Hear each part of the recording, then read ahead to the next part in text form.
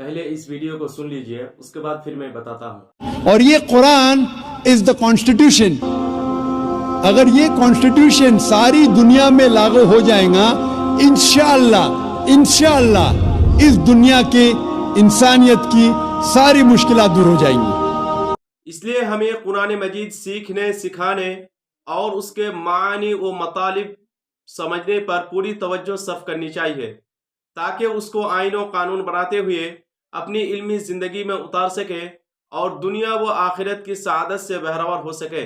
ورنہ خود ہمارے نبی صلی اللہ علیہ وسلم ہمارے خلاف رب کے حضور شکایت کرتے ہوئے فرمائیں گے، یا ربی، اے میرے پروردگار، ان قوم اتخذوا هذا القرآن مہجورا، بے شک میری امت نے اس قرآن کو چھوڑ رکھا تھا۔